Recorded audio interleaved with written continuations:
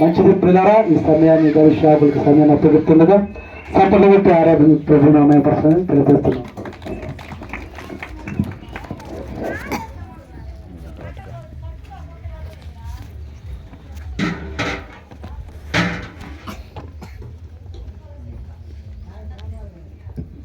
Praise Lord, హల్లెలూయా. దేవుని పరిశుద్ధ నామానికి మహిమ కలుగునుగాక.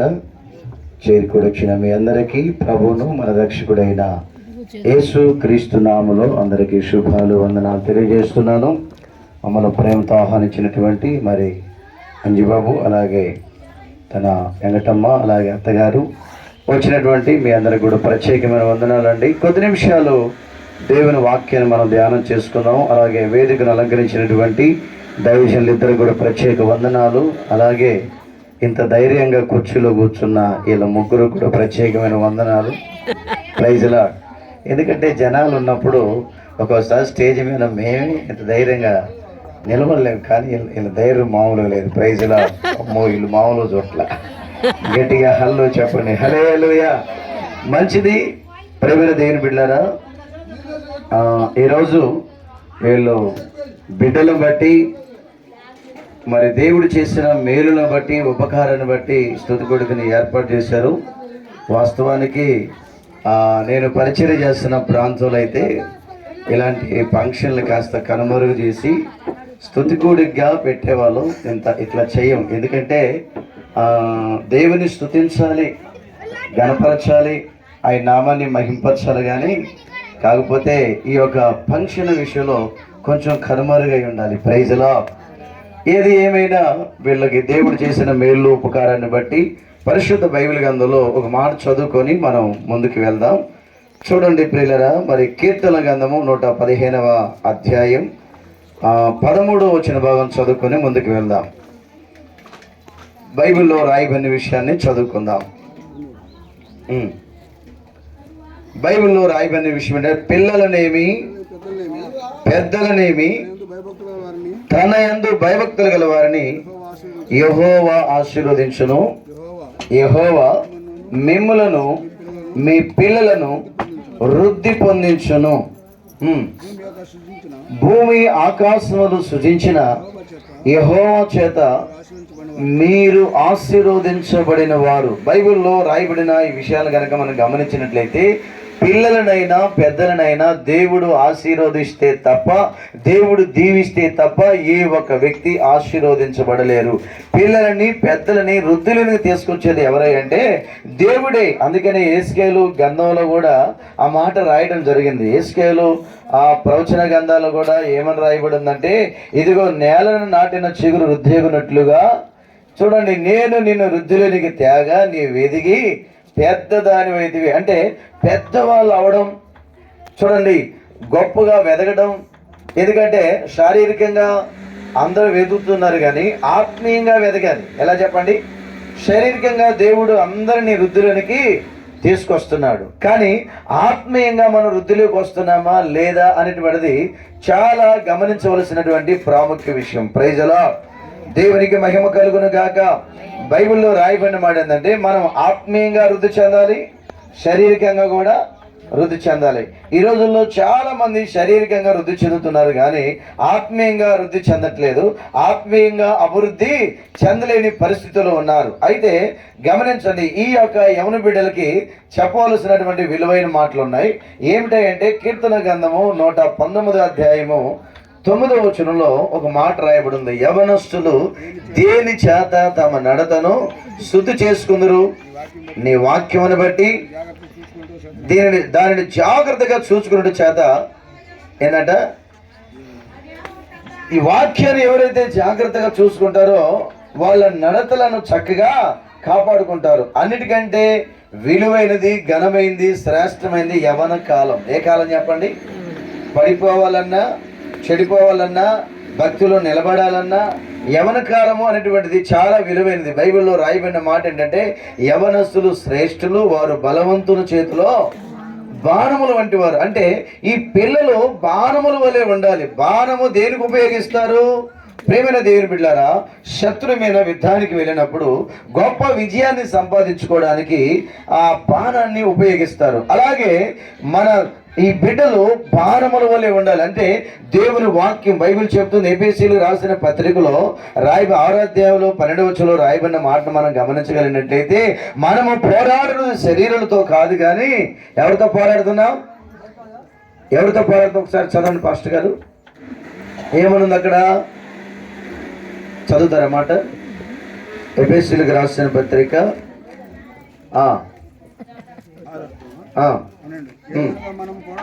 ఏలైనగా మనం పోరాడునది శరీరులతో కాదు, ప్రధానులతోనూ అధికారులతోనూ ప్రస్తుత అంధకార సంబంధులకు లోకనాథులతో మనము ఆకాశ మండలమందు దురాత్మ సమూహములతో మనము పోరాడుచున్నాము. అందుచేత మీరు ఆపద దినమందు వారిని వెదిరించుటకును ఆ సమస్తమును నెరవేర్చిన వారై నిలబడుటకు శక్తిమంతులగునట్లు దేవుడిచ్చే సర్వాంగ కవచమును ధరించుకోవాలి. ఏంటది? నా చెప్పాను కదా, బలమున్న చేతిలో బాణం అన్నాను కదా. ఆ కవచం, వాక్యం అనే కవచం మనం ధరించుకుంటే దుష్టుని వెదిరించేదానికి గొప్ప విజయంలో మనకు రావాలంటే ఆ దుష్టుని ఎదిరించాలి. దేని చేత దుష్టుని ఎదిరించాలి? బైబిల్ చెప్పిన మాట ఏంటంటే, దేవునికి లోబడటం వలన, దేవుని వాక్యం వినటం వలన, వాక్యానుసారంగా జీవించడం వలన దుష్టుని జయించగలిగిన సామర్థ్యాన్ని దేవుడు మనకిస్తాడు. అంటే ఈ యవన బిడ్డలు దేవుని చేత, దేవుని వాక్యం చేత ఏం చేయాలంటే వారిని వారు పరిశుద్ధపరచుకోవాలి. Praise the lord. యవనస్తులు శ్రేష్టమైన వారు, బలవంతుల చేతుల్లో బాణం లాంటి వారు. ఈ బాణాలు దేని ఉపయోగిస్తారంటే యుద్ధానికి ఉపయోగిస్తారు. ఆ యుద్ధమే ఈ లోక సంబంధమైనటువంటి, చూడండి బైబిల్లో రాయబడిన మాట, లోకంలో ఏముందంటే శరీరాశ, నేత్రాశ, జీవపు డంబం. ఈ దీన్ని జయించాలి, ఎదిరించాలంటే మామూలు లోక సంబంధమైన ఖడ్గాలు, బాణాలు సరిపోవు. బలవంతుని చేతిలో వీళ్ళు ఒక బాణముల వలె దేవుని వాక్యం అనే సర్వాంగ కవచమును పట్టుకొని ఆ దుష్టుని ఎదిరించడానికి ఈ బిడ్డలు సిద్ధపడాలి. Praise the Lord. ఈ రోజుల్లో ఎంతో మంది యవనస్తులు చిన్న వయసులోనే ప్రేమైన దేవుని బిడ్డల తల్లిదండ్రుల మాట వినకుండా, చూడండి, ఆ తల్లిదండ్రులకి అపకీర్తిని తెచ్చేవారిగా, తల్లిదండ్రులకి నిందలు తెచ్చేవారిగా, అవమానాలు తెచ్చేవారిగా ఉంటారు. కారణం ఏంటంటే దేవుని వాక్యము చేత ఈ బిడ్డలు నడిపించాలి. దేవుని వాక్యము ఎవరైతే నడుస్తారో, దేవుని వాక్యం ఏం చేస్తుందంటే ఒక మనిషిని సరైన మార్గంలో నడిపించింది. యవనస్తుల కంట బైబిల్లో రాయబడి ఉంది, బలమే అలంకారం అంట. ఏం చెప్పండి? యవనస్తులకి ఏం అలంకారం చెప్పండి? బలమే అలంకారం. మీరు చూడండి, సామెతల గ్రంథంలో మనం బైబిల్ గ్రంథాన్ని గమనించినట్లయితే, పరిశుద్ధ బైబిల్ గ్రంథమైన సామెతల గ్రంథం 20వ అధ్యాయం 29వ వచనం ఒకసారి చూడండి. అక్కడ రాయబడినది ఒక మాట. సామెతల గ్రంథము చదువు. యవనస్తుల యొక్క బలము వారికి అలంకారము. చూసారా? యవనస్తులకి ఏముండాలి? మరి మీరు బక్కగా ఉన్నారు, తినాలి. స్తోత్రం చెప్పండి. అర్థమైందా? యవనస్తులకి ప్రేమైన దేవుని బిడ్డారా, కొంతమంది అనుకుంటారు డెకరేషనే అలంకారం అని. కాదు. ఒక యవనస్తుడికి బలం లేకపోయినట్లయితే, బక్కగా ఉన్నట్లయితే, అర్థమైందా, చీర కట్టుకున్న చెక్క బొమ్మ కట్టినట్టు. అవునా కదా? చూడండి, సొక్కా ప్యాంట్ వేసుకున్నా కూడా ఎట్లా ఉంటుంది? అవునా కదా? పురుషులకైనా స్త్రీలకైనా ఒక వ్యక్తికి ఏం అవసరం అంటే బలం. ఏం అవసరాలి? బలం. ఆ బలమే ఒక వ్యక్తికి అలంకారం. ఏ బలం అది? శరీర సంబంధమైన బలం ఉండాలి, ఆత్మ సంబంధమైన బలం కూడా ఉండాలి. ఆత్మ సంబంధమైన బలం ఎలా వస్తుంది అంటే దేవుని వాక్యం వినటం వలన, వాక్యాన్ని భుజించడం వలన ఆత్మ సంబంధమైన బలం వస్తుంది. శరీరానికి బలము శరీర సంబంధమైన ఆహారం తినటం వలన వస్తుంది. అందుకని భక్తుడు ఏమంటాడంటే, దేవా నా దేవుడు నీవే, ఏ కొన్ని నేను వెతుకుతాను, ఎందుకంటే నీ బలమును, చెప్పండి, ఏం చూడాలంట? నీ ప్రభావమును చూడాలి. బలము ఉండాలి, ప్రభావం ఉండాలి. వాస్తవానికి యవనస్తులకి ఏ అలంకారం చెప్పండి? మీరు అనుకోవట్లేదు అప్పుడప్పుడు? ఇంతకుముందు ఈ అమ్మాయి మ్యారేజ్ అయ్యేటప్పుడు లేదా ఈ అబ్బాయికి మ్యారేజ్ అయ్యేటప్పుడు చాలా బక్కగా ఉన్నారు, చూడటానికి కూడా అదొక దరిద్రంగా ఉన్నారు, కానీ ఇప్పుడు బలం వచ్చేదిగా చాలా అలంకారంగా ఉన్నారు, అందంగా ఉన్నారు అంటారు. ప్రేమైన దేవుని బిడ్డలారా గమనించండి, మనకి అలంకారం ఏంటి అంటే దేవుడిచ్చే బలమే మనకి అలంకారంగా మార్చబడింది. Praise the Lord. నేను అందుకనే సేవలోకి వచ్చిన తర్వాత, అంతకుముందు నేను కూడా ఎంతో బక్కగా ఉండేవాడిని. సేవలోకి వచ్చిన తర్వాత ఇప్పుడు నేను కాదని అంతకుముందు వాళ్ళకి తెలియదు, మీకు తప్ప. ప్రైజ్లా. ఇంకో మాటతో చెప్పాలంటే ఈయన ఎవరో పెద్ద ఆయన అనుకుంటారు, మారు పాస్టర్ అనుకోరు. అట్లా దేవుడు చేశాడు. ప్రైజ్లా. అందుకని నేను ఒక పాటలో ఏమని రాసుకున్నానంటే, యేసయ్యా నన్ను పిలిచావుగా, యేసయ్యా నన్ను మలచావుగా, ఏ రూపము లేని శిలనై నేను ఉండగా నా శిల్పకారుడవై నీ రూపు చెక్కిదివి. అంటే ఏ రూపము లేకపోయినా దేవుడు మనకు ఒక రూపాన్ని చెక్కుతాడు. దేవుని ధరించుకోవడం మనకు గొప్ప అలంకారము. Praise lord. శరీర సంబంధమైన అలంకారం మనిషిని నాశనంలోనికి నడిపించింది, కానీ ఆత్మ సంబంధమైన అలంకారము మనిషిని ఆత్మీయతలోనికి నడిపించింది. Praise Lord. అందుకని ఏ అలంకారం మనకు అవసరం అంటే, యవనస్తులకి బలము అలంకారం. ఏ బలము అంటే దేవుని వాక్యం వలన బలపడాలి, వాక్యం వలన బలము సంపాదించుకోవాలి. ఆ బలము ఆ యవనస్తులను పాడు కాకుండా చేస్తుంది. ఆ బలము లోకాన్ని జయిస్తుంది. ఆ బలము లోక సంబంధమైన ఆశల వైపు, లోక సంబంధమైన పోకడల వైపు వెళ్లకుండా ఆ బిడ్డలను ఆత్మీయంగా బలపరిచింది. ఆ బలము యవనస్తులకి కావాలి. ఏ బలం కావాలి? ఏ బలం కావాలి? ప్రేమ దేవుని బలం కావాలి. దేవుని బలము ఎవరిలో ఉంటుందో వాళ్ళు లోకాన్ని జయిస్తారు. Praise the lord. యోహాను రాసిన మొదటి పత్రిక, పరిశుద్ధ బైబిల్ కన్నా మనం గమనించినట్లయితే, యోహాను రాసిన మొదటి పత్రిక 2వ అధ్యాయం 13-14 వచనాలు చదువుకుందాం. చూడండి ఒకసారి.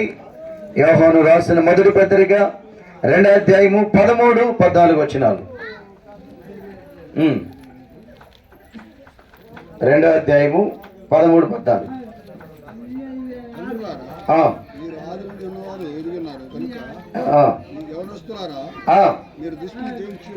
యవనస్తులారా మీరు దుష్టుని జయించి ఉన్నారు గనుక మీకు రాయిచున్నాను. చిన్నపిల్లలారా మీరు తండ్రిని పెరిగి ఉన్నారు కనుక మీకు రాయిచున్నాను. యవనస్తులారా ఏమన్నాడు? మీరు దుష్టుని జయించారు. అంటే యవనస్తులు ఏం జయించాలి అమ్మా? చెప్పండి. ఏం జయించాలి? దుష్టుని జయించాలి. యవనస్తులు దుష్టుని జయించాలంటే బైబిల్ చెప్పిన విషయం ఏంటంటే, దేని చేత జయించగలరు? దేని చేత దుష్టుని జయించగలరు? బైబిల్ చెప్తుంది. యవనస్తులు దేని చేత తమ నడతను శుద్ధి చేసుకుంటారంటే, దేవుని వాక్యమును విని దాన్ని జాగ్రత్తగా చూచుకున్నట్టు వలన ప్రేమన దేవుని బిడ్డ యవనస్తుల యొక్క నడత మార్చబడుతుంది. Praise the Lord. మన పిల్లలకి చిన్నప్పటి నుండి సండే స్కూల్ ఉండాలి, చిన్నప్పటి నుంచే వాక్య ధ్యానం ఉండాలి, చిన్నప్పటి నుంచే ప్రార్థనా జీవితము ఉండాలి. ఎందుకంటే ప్రార్థనా జీవితం పిల్లలకు కావాలంటే పిల్లలకి చూడండి ఎలా ఉన్నారు అనేటువంటి విషయాన్ని తల్లిదండ్రులు కూడా పట్టించుకోవాలి. Praise the Lord. మీకు పరిశుద్ధ బైబిల్ గ్రంథంలో ఒక ఆమె ఉంది. ఆమె పేరు కానాను స్త్రీ. ఆ కానాను స్త్రీకి ఒక కుమార్తె ఉందంట.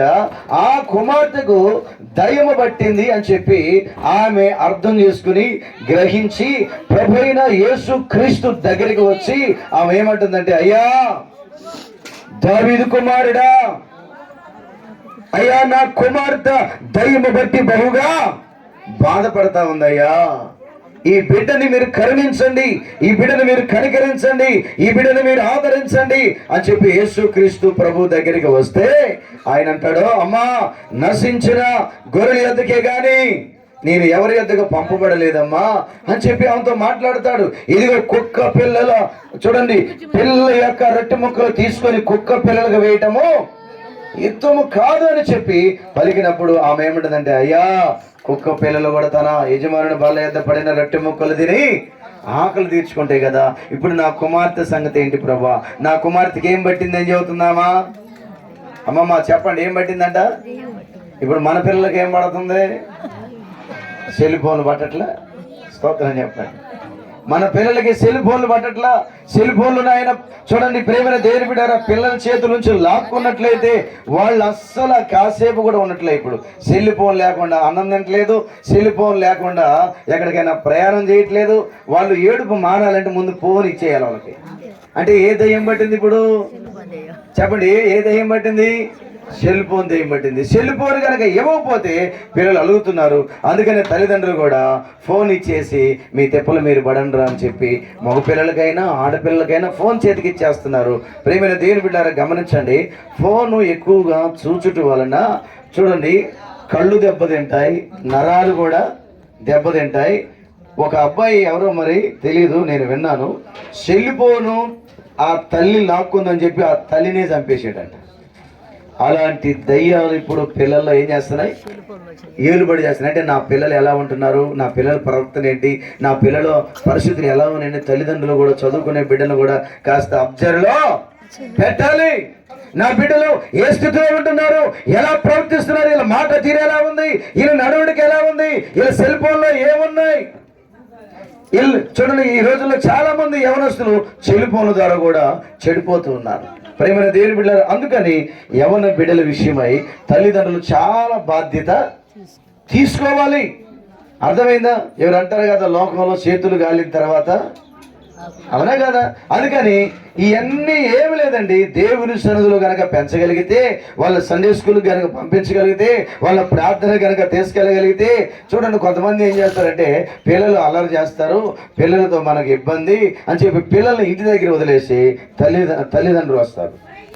వాళ్ళే చూడండి సీరియల్ పెట్టుకొని సినిమా పెట్టుకొని మీతో నా టీవీ దగ్గర ఉండండి, ఎక్కడ మీరేమో టీవీ దగ్గర ఉండండి, మేమేమో ప్రార్థన దగ్గర ఉంటాం, మీరేమో సినిమాలు సీరియల్ చూడండి, మేమేం భక్తి చేసి వస్తామని కొంతమంది ఇలా ఉన్నారు. ప్రియులారా గమనించండి, అప్పుడు మన బిడ్డలు చెడిపోతారు. అందువలన మనకు ప్రయోజనం ఏమీ లేదు. అందుకనే భక్తుడైన యేబు ఒక మాట అంటాడండి, 29వ అధ్యాయం 5వ వచనం అంటాడు, సర్వశక్తుడైన దేవుడు నాకు ఇంకా తోడుగున్నాడు గనక నా పిల్లలందరూ నా చుట్టూ ఉన్నారు, నేను పెట్టిన అడుగల్లా నేతిలో పడుతుంది, బండ నుండి నా నిమిత్తము నూనె ప్రవాహం వలె పారుతుంది అన్నాడు. అంటే దేవుని తోడు ఒక కుటుంబానికి ఉండాలి. ప్రియులారా గమనించండి, కుటుంబంలో చూడండి సాయంత్రం కానీ ఉదయం కానీ కుమారుడు కుమార్తెలు తల్లి తండ్రి కలిసి ఏ కుటుంబంలో ప్రార్థన చేస్తారో ఆ కుటుంబంలో దుష్టుని గ్యారంటీగా జయించినట్టే. ప్రైజ్ అలార్డ్. ఉదయకాల సమయంలో కానీ సాయంత్రకాలంలో కానీ తల్లిదండ్రులు పిల్లలు కుటుంబము కలిసి ఎంతమంది ప్రార్థన చేయగలుగుతున్నారు? కొంతమంది ఏమంటారంటే మేము చెడిపోయిన ఇబ్బంది లేదు, మేము ఏమైపోయినా ఇబ్బంది లేదు, మా జీవితాలు అయిపోయినాయి, మా పని అయిపోయింది, ఇక మీరన్నా బాగుపడండి అని. లేదండి, మనము ముందు వాళ్ళకి ప్రార్థన జీవితాన్ని నేర్పించాలి, మనము ముందు వాళ్ళకి వాక్యాన్ని నేర్పించాలి, మనము ముందు మనం సరిచేయబడి తర్వాత వాళ్ళని సరిచేయాలా. దేవునికి స్తోత్రం చెప్పండి, గట్టి చెప్పండి హల్లెలూయా. ఎందుకంటే తల్లిదండ్రుల ఆస్తి పిల్లలకు వస్తుంది, తల్లిదండ్రుల యొక్క పాపం కూడా పిల్లలకే వస్తుంది. తల్లిదండ్రులు ఏమి చేస్తారో ఆ ప్రభావం పిల్లల మీద పనిచేస్తుంది. పొలం ఉందా వీళ్ళకే వస్తుంది, ఆస్తి ఉందా వీళ్ళకే వస్తుంది, ఏదైనా అవిధేయత ఉందా, ఏదైనా బలహీనతలు ఉన్నాయా అవి కూడా వీళ్ళ మీదకే వస్తాయి. అందుకని పిల్లలు బాగుండాలంటే తల్లిదండ్రులు ముఖ్యంగా ప్రార్థన పరులు ఉండాలి. Praise Lord. హల్లెలూయా. మంచిది. ప్రేమైన దేవుని బిడ్డలారా, మరి ఇప్పటికి చాలా సమయం అయిపోయింది. అన్న నువ్వు ఒక్కడో చెప్పలే మెసేజ్, 2 మాటలు చెప్పి ముగిస్తాము, టైం అయిపోయిందని చెప్పారు కనుక నేను ముగించబోతున్నాను. యవనస్తుల గురించి చక్కగా 4 రెఫరెన్స్లు చెప్తాను, రాసుకునండి. ప్రైజ్ అలార్డ్. ఇది గట్టి వస్తుంది, హల్లు చూద్దామా, గట్టి చేయరా, హల్లెలూయా. మన కీర్తన గ్రంథం 44వ అధ్యాయం 12వ వచనంలో రాయబడిన మాట ఏంటంటే, మా కుమార్తెలు నగరములకు చెక్కబడిన ఉన్నారు అన్నాడు. అంటే మన పిల్లలు ఒక నగరానికి దీవెనకరంగా మార్చబడాలి, ఒక పట్టణానికి దీవెనకరంగా మార్చబడాలి. అయ్యో అంజిబాబు ఎంగటమ్మ పిల్లలు అబ్బో వాళ్ళు మామూలు కాదు. స్తోత్రం చెప్పి ఏం నవ్వుతున్నారు మీరు అమ్మా, హల్లెలూయా. వాళ్ళు మామూలు కాదు, వాళ్ళు ప్రార్థనా పరులు. అర్థమైందా? వాళ్ళు వాక్యం బాగా చదువుతారు, తల్లిదండ్రులతో కలిసి ప్రార్థన బాగా వెళ్తారు. అసలు ఆ పిల్లలు, ప్రేమైన దేవుని బిడ్డలారా, ఈ ఊర్లో ఉన్న పిల్లలకు అందరికంటే వీళ్ళు నగరానికి చెక్కబడిన మూలకమ్ముల వలె ఉన్నారన్న ఒక కీర్తి మీరు మీ తల్లిదండ్రులకు తీసుకురావాలి. అర్థమైందా? నీ పేరేం పేరు? జ్యోతి. మీద నీ పేరు? అబ్బో సుకన్య, బాగుంది. రేపుక. అబ్బో మామూలు కదా, పేర్లు మంచి మంచి పేర్లు పెట్టుకున్నారు. హల్లెలూయా. దేవుడు మిమ్మల్ని దీవించును గాక. నాకు చాలా ఆశ్చర్యం ఉంది. మ్యాథ్యూస్ అన్న ఆ మీటింగ్లు అప్పుడు స్టేజ్ మీద సండే స్కూల్ పిల్లలకి తయారు చేసి పంపిస్తారు. వీళ్ళు ఇంకేమన్నా ఒక పాటకి స్కిట్ వేయటానికి వచ్చారేమనుకున్నాను నేను. స్తోత్రం చెప్పండి హల్లెలూయా. ఏది ఏమైనా ముగ్గురు ముచ్చటంగా మళ్ళీ లేదంట, ఇప్పుడేనంట. అందుకని ముగ్గురు ఎక్కించారు ఒకేసారి. దేవునికి మహిమ కలుగునగాక. అందుకని యెషయా ప్రవచన గ్రంథంలో ఏమని రాయబడి ఉందంటే, యెషయా ప్రవచనలో రాయబడిన మాట ఏంటంటే, మీ మీద ఉన్న ఆత్మయు, మీతో నేను చేసిన నిబంధన మీ నోటి నుండి మీ పిల్లల నోటి నుండి తొలగి పోదన్నాడు. అంటే తల్లిదండ్రుల మీద ఉన్నటువంటి ఆత్మ అభిషేకము పిల్లల మీదకి వచ్చేసింది ఆటోమేటిక్గా. ఈ పిల్లలు ఎలా ఉండాలంటే నగరానికి చెక్కబడిన, చెప్పండి ఎట్లా ఉండాలంట, మూల కమ్మల వలె ఉండాలి. మీ ముగ్గురు ప్రార్థనా పరులుగా మార్చబడాలి. నాకు కోడలే కాబట్టి చెప్తాను. హల్లెలూయా. దేవునికి మహిమ కలుగునగాక. ఎందుకంటే మీ తల్లిదండ్రులకి మీరేం తీసుకురావాలి, ఘనత తీసుకురావాలి. ఉదయం సాయంత్రం తల్లిదండ్రులతో కలిసి కూర్చొని ప్రార్థన చేయాలా, మందిరానికి వెళ్ళాలి. అప్పుడు మిమ్మల్ని అందరూ చూసేవారు అందరూ నోటి మీద ఏలేసుకోవాలి. అమ్మో ఇల్లు మామూలు కాదు, మామూలు కదంటే అర్థం అంటే ఇంత మంచోళ్ళు అనిపించుకోవాలి. ప్రైజ్లా. భూమి మీద మనుషులకి ఏ పేరు అవసరం, మంచి పేరు అవసరం. మంచి పేరు ఎలా వస్తుంది, తల్లిదండ్రుల ద్వారా, పిల్లల ద్వారా, కుటుంబం ద్వారా మంచి పేరు రావాలంటే నగరానికి చెక్కబడిన మూల కమ్మల వల్ల మీరు ఉండాలి అంటే ప్రార్థన జీవితం కలిగి ఉండాలి. Praise the Lord. దేవునికి మహిమ కలుగును గాక. చూడండి పరిశుద్ధ బైబిల్ ఇలాపు వాక్యంలో 3వ అధ్యాయము 27వ వచనంలో యవనస్తులు ఏం కలిగి ఉండాలో ఒక మాట రాస్తున్నాడు. చదువుతారా? ఇలాపు వాక్యం 3వ అధ్యాయం 27వ వచనం చూడండి.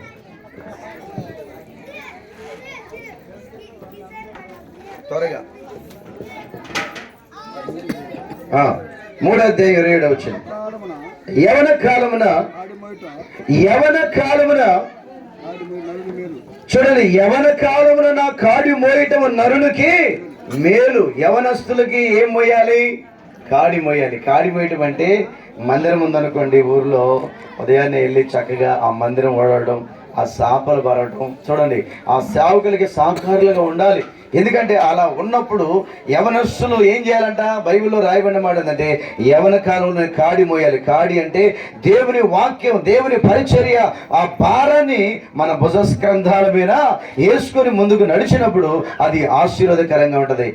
ఏమన్నాడయ్యా చదవమాట, యవన కాలంలో నరుడు నా కాడి మోయిట మంచిది. మన వాళ్ళు ఏమంటారంటే ఎవరైనా యవనస్తులు బాప్తీసం తీసుకోవాలన్నా ముందుకు వచ్చిన 12 సంవత్సరాలు 13 సంవత్సరాలు కాస్త యవనస్తులు ఎవరైనా బాప్తీసం తీసుకుంటుంటే మహాముదురులు సీనియర్లు అంటారు, ఎంతలోకి ఏం వయసు పోయిందని తీసుకుంటున్నావా అని. అవునా కదా, అంటలేదా ఈ ఊర్లో ఎవరో? యవనస్తులు కావాలన్నా దేవుడికి, లేకపోతే వృద్ధాప్యలో ఉన్న వాళ్ళు కావాలన్నా దేవుడికి ఎవరు కావాలి? బైబిల్ ఏం చెప్తుంది, యవన కాలమందు నా కాడి మోయండి, బాల్య దినములందే నీ సృష్టికర్తను స్వర్ణకి తెచ్చుకోండి. అంటే దాని అర్థం ఏంటి? స్వర్ణకి తెచ్చుకోమంటే ఆయన్ని నమ్ముకోమని కదా, ఆయన్ని ఆరాధించమని కదా. కాకపోతే కొంతమంది ఏమంటారంటే ఇంతలోకి ఏమైసిపోయింది, పళ్ళు ఏమన్నా ఓడినా, అర్థమైందా, జుట్టు ఏమన్నా నరిసిందా, ఎంతలేకే మీకెందుకు బాప్తిస్మని బైబిల్ చెప్తుంది. యవనస్తులు శ్రేష్ఠులంట. యవన కాలంలో నా కాడి మోయటం నరునికి మేలు. మేలుకరమైనటువంటి పని, దేవుని పని చేయాలి, దేవుని పరిచర్య చేయాలి, అది యవనస్తులకు మేలని బైబిల్లో రాయబడి ఉంది. ఇంకా మనం ఏవేలు గ్రంథాన్ని చూసినట్లయితే యవనస్తులకి ఏమవసరం? ఏవేలు గ్రంథం, పరిశుద్ధ బైబిల్ గ్రంథమైన 2వ అధ్యాయము 22వ వచనంలో ఏవేలు గ్రంథంలో ఒక ప్రవచనం రాశారు యవనస్తుల గురించి. చదువుతారు ఒకసారి. 2వ అధ్యాయము 22వ వచనం. ఏవేలు గ్రంథము 2వ అధ్యాయము 22వ వచనం.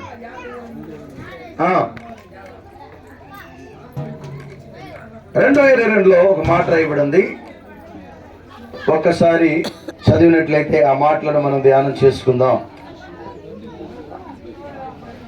అక్కడ రాయబడినటువంటి మాట ఏంటంటే, అంత్యదినముల యందు నా ఆత్మ మనుషులందరి మీద కుమ్మరిస్తాను, వారి కుమారులు కుమార్తెలు, చూడండి, వృద్ధులు కలలుగంటారు, యవనస్తులు దర్శనములు కనాలంట. ఏం కనాలి చెప్పండి? యవనస్తులకి ఏం అవసరం అమ్మా? చెప్పండి అమ్మా. యవనస్తులకి దర్శనాలు. వృద్ధులు అంటే ఇటు ప్రార్థన చేసుకోలేరు కనుక, అర్థమైందా, పళ్ళు ఊడిపోయిన తర్వాత, ముసలు అయిపోయిన తర్వాత అర్థం చేసుకో అని వాళ్ళు పనుకుంటారు కాబట్టి వాళ్ళకి కళలు రావాలి. యవనస్తులు అంటే మోకాళ్ళు వేసి 2 చేతులు పైకెత్తి అర్థమైందా? ప్రభు మీరు మాట్లాడండి, మీరు దర్శించండి, నీ కృప కుమరించండి. బలవంతులు కదా వీళ్ళు, విజ్ఞాపన చేస్తుంటారు కదా, వీళ్ళు ప్రార్థన చేస్తున్నప్పుడే దర్శనాలు రావాలి. అట్టి కృపతో వీళ్ళు నా దేవుడు నింపును గాక. ముగ్గురు చెబితే కదా ఆమెనని చెప్పండి గట్టిగా. Okay right. అంటే యవనస్తులకి ఏమవసరం చెప్పండి? ప్రార్థన జీవితం అవసరం. యవనస్తులు దర్శనాలు కనాలి. అంటే జరిగేది జరగబోయేది కొంచెం ముందు సర్దుకోండి. సేర్ చాలేదట్టుంది వాళ్ళకి. ఏంటి వెనక నిలబడ్డారుగా. దేవునికి మహిమ కలుగును గాక. ప్రేమైన దేవుని బిడ్డారా, యవనస్తులు ఒకటి కాడి మొయ్యాలి, ఒకటి వాక్యానుసారంగా సరి చేసుకోవాలి. రెండోది యవనస్తులకి దర్శనాలు కూడా రావాలి. ఎవరికి వస్తాయండి దర్శనాలు? యవనస్తులకు వస్తాయి. యవనస్తులు శ్రేష్ఠులు, బలవంతుల చేతులు బాణాలంటే వారు. ఈ బాణాన్ని శత్రువు మీద జయం పొందాలంటే బాణాన్ని ఉపయోగిస్తారు. అలాంటి బాణములుగా ఈ యవన బిడ్డలు నా దేవుడు మార్చును గాక. గట్టిగా ఒకసారి హల్లు చేద్దామా? హల్లెలూయా. చూడండి, 1 తిమోతి రాసిన పత్రిక 4వ అధ్యాయము 11, 12 వచనాలు చదవండి. త్వరగా ముగిస్తానండి. రెఫరెన్స్ లైన్ చెప్పాలి కదా టైం లేకపోయినప్పుడు. 1 తిమోతికి రాసిన పత్రిక 4వ అధ్యాయము 11, 12 వచనాలు. అయ్యగారు రండి పైకి. మీ యవ్వనమును బట్టి ఎవరిని మిమ్మల్ని తునీకరింపనియద్దు. మాటలోను, ప్రవర్తనలోను, ప్రేమలోను, విశ్వాసములను అదే ఏంటంటయ్యా, పవిత్రతలను, విశ్వాసులకు మాదిరిగా ఉండాలంట. యవన కాలంలో ఉన్నటువంటి బిడ్డలు, యవనస్తులైనటువంటి ఈ బిడ్డలు ఎలా ఉండాలని బైబిల్లో రాశాడంటే, ఇతరులకు మాదిరికరంగా, ఎవరైనా ఏరెత్తి వంక చూపించేటట్టు ఉండకూడదంట. ప్రైజ్ ఎలా. ఎవరికి మాదిరిగా ఉండాలి? విశ్వాసులోను, ప్రేమలోను, ఓర్పులోను, పవిత్రతలోను, విశ్వాసులకు మాదిరిగా ఈ యవన బిడ్డలు ఉండాలని చెప్పి లేఖనములో రాయబడింది. ప్రైజ్ ఎలా. ఏదందరూ ఒకసారి గట్టిగా హల్లు చెబుతారా? గట్టి చేద్దాం. హల్లెలూయా. గమనించండి, దేవుని వాక్యం ఏమని చెప్తుందంటే, యవనస్తులకి దర్శనాలు రావాలి, యవనస్తులు బలవంతుల చేతులు బాణంలాగా ఉండాలి, యవనస్తులు వాక్యం చేత సరిచేయబడాలి. ప్రేమైన దేవుని యవనస్తులకి చూడండి దర్శనాలు రావాలని దేవుని వాక్యంలో రాయబడి ఉంది. అలాంటి అభిషేకం ఎప్పుడు వస్తుంది అంటే దేవుని వాక్యానుసారంగా జీవించినప్పుడు మాత్రమే వచ్చింది. Praise Lord. హల్లెలూయా. 2 తిమోతి 2వ అధ్యాయం 22వ వచనం కూడా చదువుదాం ఒకసారి. తిమోతికి రాసినటువంటి పత్రిక 2వ అధ్యాయము 22వ వచనం ఒకసారి చదవండి అయ్యా. 2వ అధ్యాయం 22వ వచనం. 2 తిమోతి. నీ యవనేచ్ఛల నుండి పారిపోము, పవిత్రమైన హృదయులై ప్రభువునకు ప్రార్థన చేయవారితో కూడా నీతిని, విశ్వాసమును, ప్రేమను, సమాధానమును ఎంటాడాలంట. Praise Lord. హల్లెలూయా. ఏమేమి వెంటాడాలి? నీతిని, ప్రేమను, సమాధానమును, విశ్వాసమును, సాత్వికను, వీటన్నిటిని మనము వెంటాడాలి. అందుకనే భక్తుడైన దావీదు అంటాడు, యెహోవా నా కాపరి గనుక నాకు ఇంకేం ఉండదు, నాకు ఇక అన్ని సమస్తం సమకూడి జరుగుతాయి. అంత మాత్రమే కాదు కానీ కృపాక్షేమములే నా ఎంట వస్తాయి అన్నాడు. వీళ్ళ వెంట కూడా కృపాక్షేమాలు వచ్చునుగాక. హల్లెలూయా. ఈ బిడ్డలు నగనగరి చెక్కబడినటువంటి మూల కమలవలే నా దేవుడు వీరిని దీవించునుగాక. ప్రియమైన దేవుని బిడ్డలారా, ఈ యొక్క ప్రకటకాల సమయంలో యవనస్తుల గురించి విలువైనటువంటి మాటలు విన్నారు. యవనస్తులను చాలా జాగ్రత్తగా తల్లిదండ్రులు కూడా అబ్జర్వ్ చేయాలి. తల్లిదండ్రులు కూడా యవనస్తులకి భక్తిని నేర్పించాలి. అర్థమైందా? నిన్న ఒక అమ్మాయికి, యవనస్తురాలే, ప్రేమైన దేవుని బిడ్డలారా, ఆ అమ్మకి ఒక దురాత్మ పట్టింది.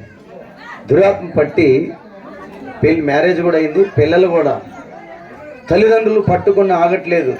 నేనేం చేయట్లేదు, ఆ పక్కన కూర్చొని ఊరిక ప్రార్థన చేయట్లా, ఊరిక మనసులో ప్రార్థన చేస్తాను. అయ్యా అది ఆపంటుంది. ఏం ఆపాలంట? అది ఆపంటుంది. వాస్తవానికి నేను ఇనిపడేటట్టు ప్రార్థన చేయలే. ప్రేమైన దేవుని బిడ్డలారా, దేవుళ్ళను శక్తి, దేవుళ్ళను బలం దయ్యాలకు అర్థమవుతుంది కానీ మనుషులకు కూడా అర్థం కావట్లేదు. చాలా మందికి దెయ్యాలకు అర్థమైపోతుందండి దేవుళ్ళు ఉన్న సామర్థ్యం ఏంటో, దేవుళ్ళను శక్తి ఏంటో, దేవుళ్ళున్న బలం ఏంటో, కానీ మనుషులకు మాత్రం అర్థం కావట్లా. గమనించండి, అలా ప్రార్థన చేసిన వెంటనే ఆమెలో ఉన్నటువంటి దురాత్మ బయటకు వచ్చి పరుగెత్తుతూ ఉంది. మేము అందరం అక్కడ 4 పట్టుకొని వచ్చి అక్కడ కూర్చోబెట్టి ఆ అమ్మాయి ఎటు అలివి కాకపోతే ఏం చేశారో తెలుసా? వాళ్ళ తల్లిదండ్రులు కాళ్ళు చేతులు కట్టేశారు. ప్రార్థన చేశాము, ఆ బంధకాలన్నిటి నుంచి విడిపించాడు.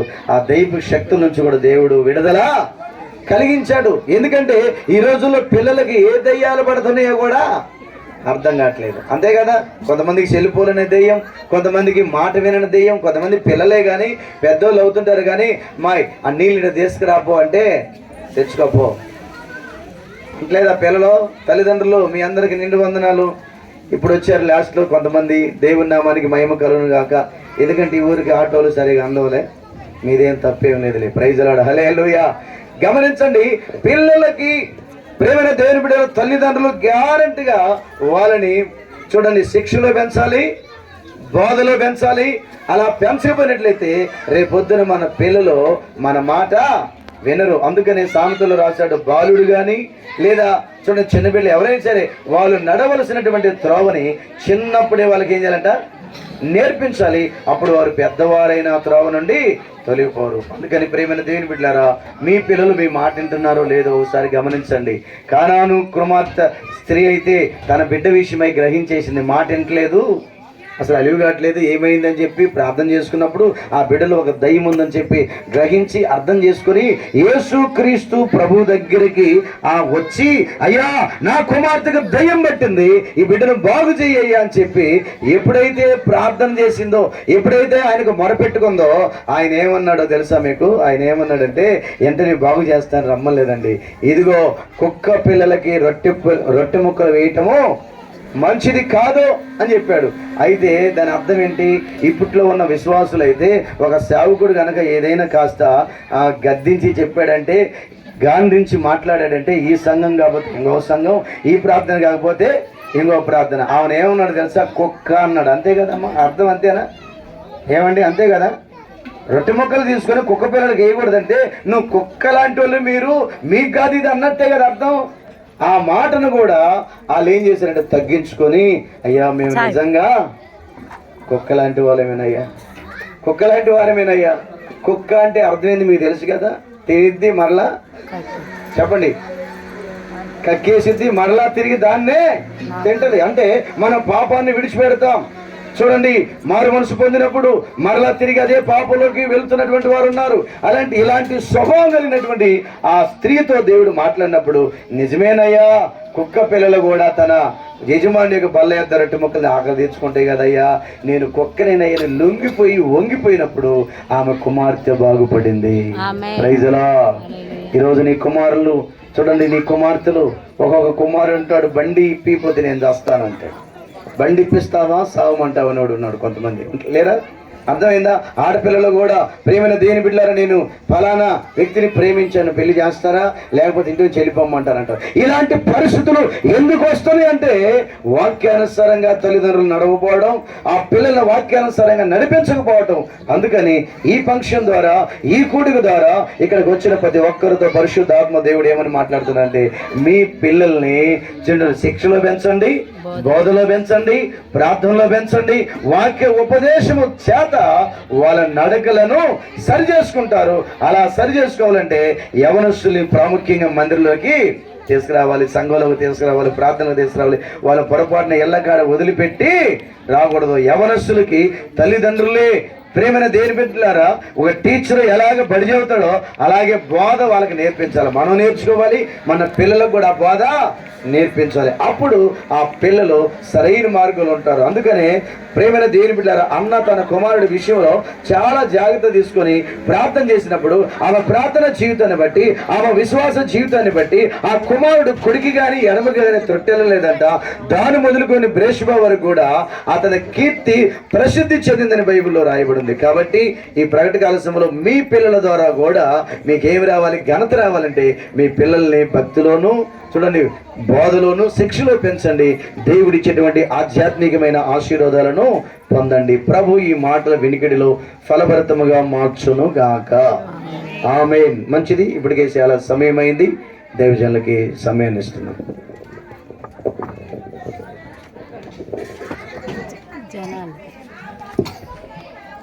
హల్లెలూయా, హల్లెలూయా. మంచిది. సమయము చక్కని వర్తమానం ఇచ్చిన హృదయపూర్వక వందనాలు. మరి మన మెత్తల దైవశాఖను పరమేశ్వరన్ గారు ఉండు మేము